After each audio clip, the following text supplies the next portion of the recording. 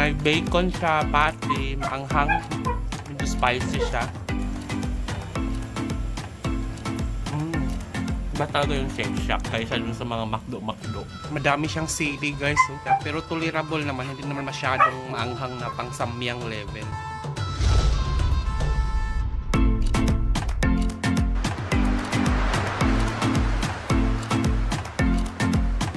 Luto tayo ngayon ng guys, fries dahil nagising ako, sakit ng ulo ko sa sobrang tulog. Hindi pa ako nakapaghugas. So magluluto tayo ng french fries.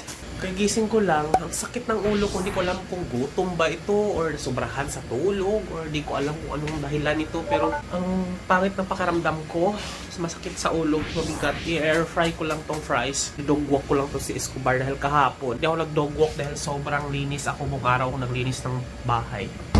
So, mag-air fry muna ako ng fries. Yung ganito kadami guys, 1 kilo to. Nabili ko lang naman to sa palengke, 85 pesos. Siguro mga kalahati lang yung anuhin natin, lutuin. Ay, naparami. Tatabi na lang muna natin tong tira kasi may bukas pa.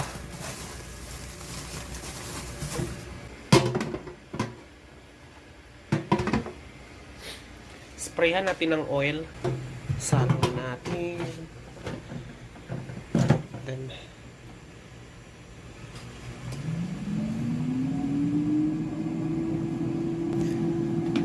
may kape na rin ako. So, initin na lang natin to. Kasya na siguro to. Sunday ngayon, wala masyadong traffic sa Mandaluyong. So, bababa ako ngayon ng mga alas 8 siguro after ako makakain ng french fries tsaka makapagkape. Yan, 7:41 na rin naman. So, mag alas 8 na. Idudog walk ko to kasi kawawa naman, hindi nakapag-dog walk kahapon. Pag di pa naman to nag-dog walk, di inilabas. Para panay buntong hininga, parang nagtatampo. Parang bata to malaki pa man ding bulas.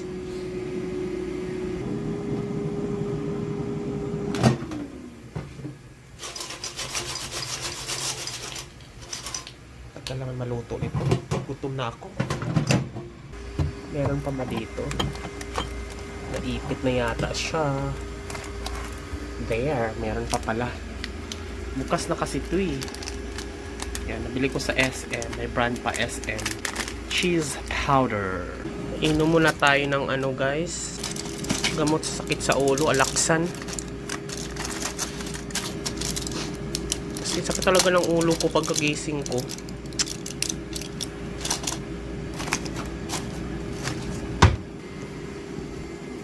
Hoy, hindi to sa'yo.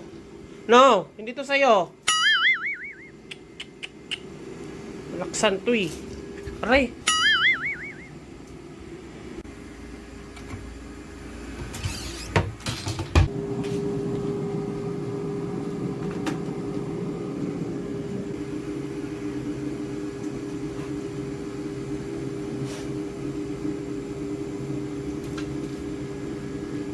Nalipat na natin sa ating plastic na lagayan. Lagyan na natin ng cheese.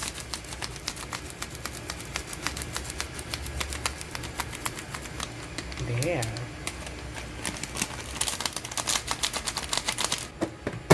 Alugin.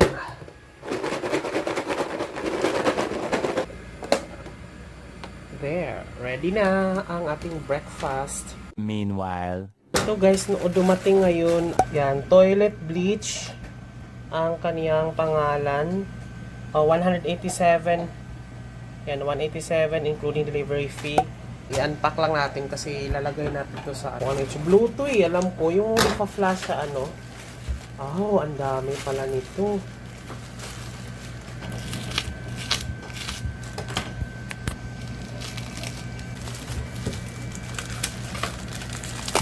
Ay, ang dami pala nito.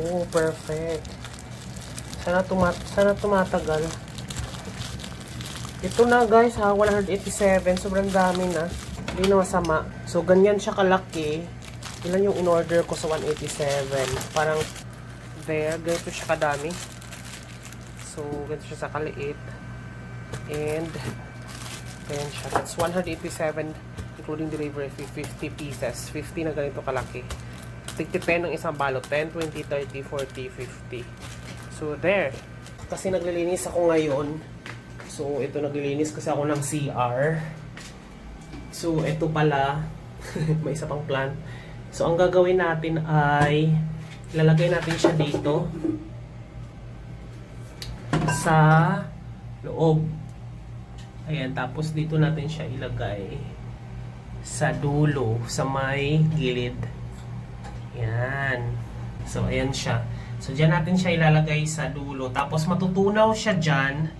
Magiging blue siya. Ayan o, nagiging blue na siya. Yung ano. Tapos, pag ifa-flash na natin, magiging blue na yung tubig. So, pakita natin yan mamaya pag natunaw na siya dyan. A few inches later. Ita-try na natin. Nakapaglaban na ako. Ita-try natin na i-flash. O, diba? Kulay blue. O, bongga. Isa pa. Kulay blue siya. O, diba? Bongga siya. Malinis tingnan.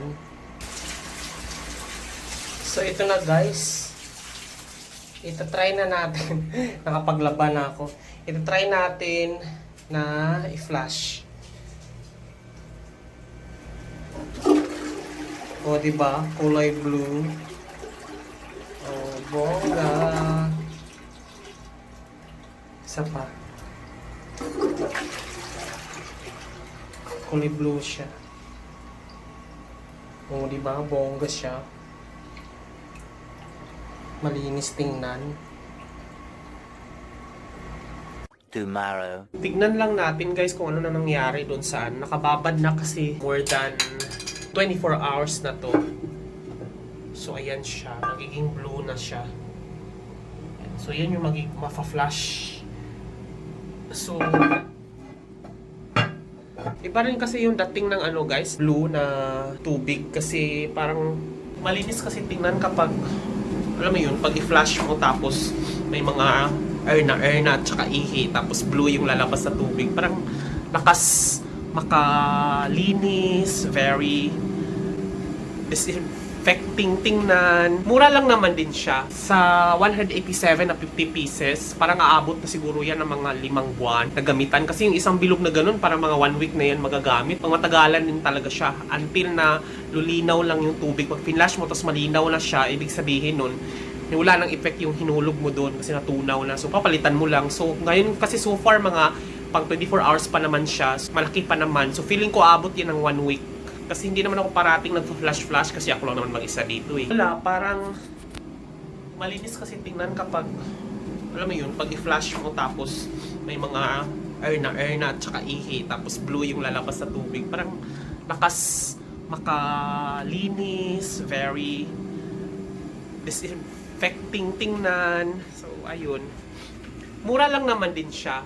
And then, sa 187 na 50 pieces, parang aabot na siguro yan ng mga 5 buwan na gamitan. Kasi yung isang bilog na ganun, parang mga 1 week na yan magagamit. So, pang matagalan din talaga siya. Until na lulinaw lang yung tubig. Pag pinlash mo, tapos malinaw na siya, ibig sabihin nun, wala nang effect yung hinulog mo doon kasi natunaw na. So, papalitan mo lang. So, ngayon kasi so far, mga pang 24 hours pa naman siya. So, malaki pa naman. So, feeling ko abot yan ng 1 week. Kasi hindi naman ako parating nag-flash-flash kasi ako lang naman mag-isa dito eh. Day 3. So guys, good morning. Actually, madaling araw ngayon nagising ako dahil nagutom. Nag-edit kasi ako ng video regarding doon sa update doon sa flash sa CR na kulay blue. Sabi ko kakun, di ba last time na parang baka aabot siya ng 1 week. Unfortunately, hindi siya aabot ng 1 week sa tingin ko dahil pangatlong araw ko na ngayon, pinalitan ko na naman siya dahil ang liit na niya. Ang bilis niyang lumiit. Pakita ko lang sa inyo ng mabilisan.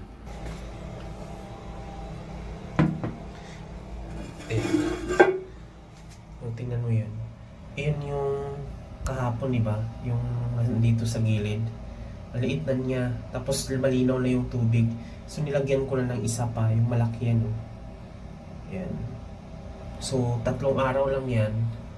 Sobrang bilis niyang matunaw. So, sabi ko kako, di ba, 1 week. Akala ko aabot yan ng 1 week. So, 3 araw lang siya. Eh, ilang beses lang naman ako nag-flash.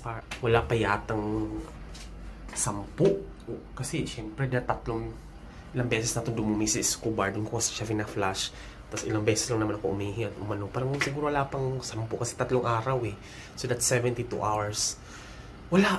Parang sabi ko, pero kuya rin na rin siguro siya kasi 187, 50 pieces. Kayo, depende. Kasi ako parang na-in-expect ko kasi aabot siya ng 1 week. Yung parang albatros, ganyan. Akala ko kasi matigas siya.